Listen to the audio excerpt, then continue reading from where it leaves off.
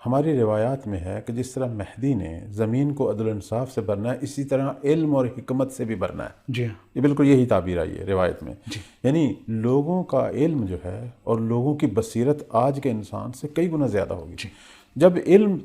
بڑھتا ہے اس کے اندر کیا ہوتا ہے؟ اس کے اندر انسان کو اپنی اور دیگر لوگوں کی اور دیگر مخلوقات کی شناخت بڑھتی ہے۔ جب شناخت بڑھتی ہے تو ان کے حقوق کا بھی پتہ چلتا ہے، صحیح اور جب حقوق کا پتہ چلتا ہے تو اس کے احترام کا بھی پتہ چلتا ہے، ایگزیکٹلی جی اور احترام کس طرح کرنا ہے اس کی ادائیگی، اس کی انجام دہی کا بھی پتہ چلتا ہے۔ بہت خوب تو مولا جو ہیں علم بھی دیں گے، بے پناہ علم دیں گے۔ کہتے ہیں کہ ابھی دنیا نے صحیح معنوں میں علم کا رنگ نہیں دیکھا، جی ہاں ابھی 2 حرف اللہ کے ہیں، 27 حرف میں اللہ نے اولاد آدم کو بھی 2 حرف دیے ہیں۔ مہدی کے زمانے میں 27 حرف کا علم جو ہے وہ نشر ہوگا، یہ روایت ہے، یہ حدیث ہے، میں پہلے بھی کئی دفعہ اس پروگرام میں کہہ چکا ہوں۔ اب آپ خود ملاحظہ فرمائیں کہ جب 27 حرف کا علم نشر ہوگا، انسان کا علمی معیار کتنا بلند ہوگا، اور اس علم کے جہاں بہت سارے دیگر فوائد جو حاصل ہو رہے ہوں گے، جیسے بیماریوں کا خاتمہ ہے،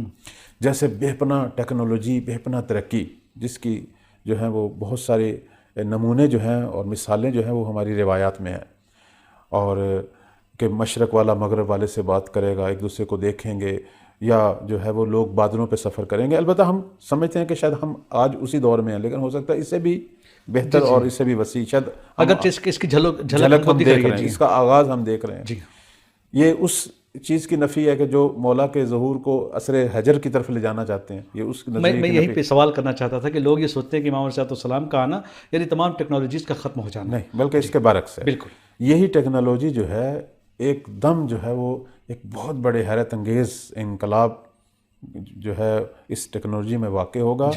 کہ یہ بے پناہ اور کئی گنا جو ہے وہ آگے بڑھے گی،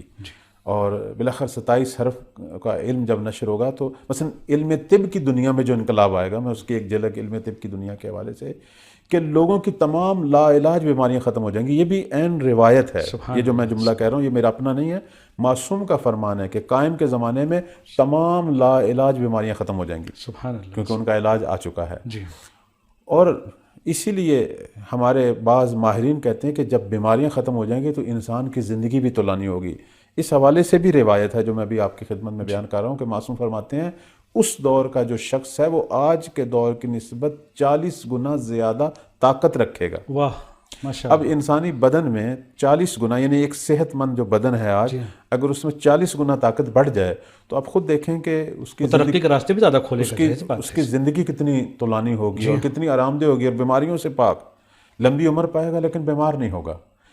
یہ حیرت انگیز انقلاب آئے گا علم طب۔ جی اسی طرح اقتصادی حوالے سے آج دنیا میں بڑے بڑے ماہرین اقتصاد ہیں جنہوں نے پی ایچ ڈی کی ہوئی ہے، جی لیکن ان سے مملکتوں کے، ریاستوں کے،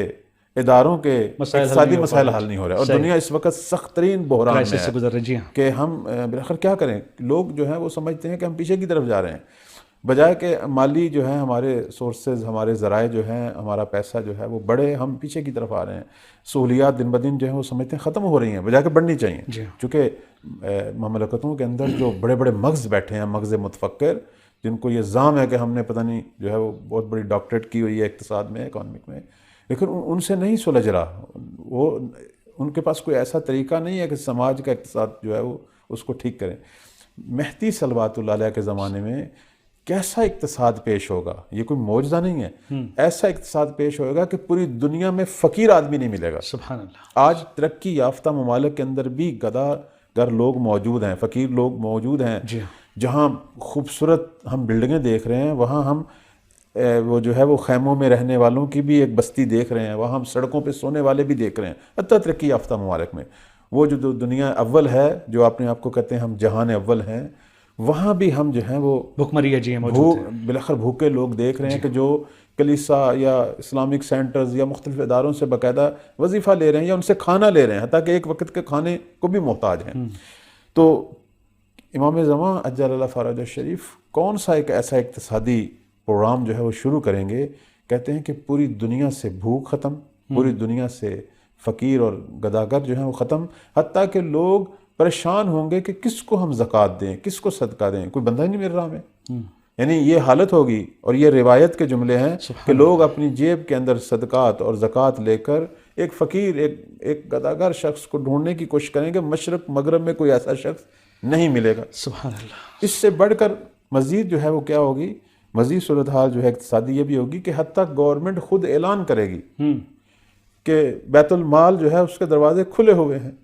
جس کو جو لینا ہو ضرورت جتنا مند ہو، دل جو ضرورت ہے لے جاؤ، جتنی ضرورت ہے، دل چاہے نہیں، جتنی تمہیں ضرورت ہے لے جاؤ۔ لوگ آئیں گے نہیں، وہ کہیں گے ہماری ضرورت کے مطابق تو ہمیں مل رہا ہے۔ جی اور ذہنی طور پر، فکری طور پر اتنے وہ رشد کر چکے ہوں گے کہ وہ سمجھیں گے کہ یہ حکم چونکہ ضرورت کے عنوان سے ہے، ایسے نہیں جا کے ہم نے کوئی چیز اٹھانی۔ جی اس طرح جو ہے یہ ہماری اپنے بالاخر ایک اس عظیم مملکت کے ایک شہری جو حقوق ہیں، ہم اس حکومت کا حصہ ہیں، اور یہ ہماری اپنی عزت نفس کے خلاف ہے۔ کہتے ہیں کہ تمہ ختم ہو جائے گا، یعنی مولا کی وہ جو تربیت، وہ جو میں نے کہا علم کے ساتھ تربیت کے مراکز، اور جس کے طرف اشارہ بھی ہے ہماری احادیث کے اندر کہ امام زمان اجل اللہ فرجہ الشریف جس طرح بے پناہ علم دیں گے، اسی طرح مسح علی رؤوس الناس، تعبیر اس طرح ہے کہ لوگوں کے سروں پہ اپنا دست کرم جو ہے وہ رکھیں گے، کہ جس کے نتیجے میں جو ہے ان کے اخلاق اور ان کی عقل جو ہے وہ تکامل کے جو ہے وہ مراحل طے کرے گی، اخلاق بھی کامل ہو جائیں گے، صحیح، حسن اخلاق پر فائز ہو جائیں گے، اور عقل جو ہے وہ بڑھ جائے گی۔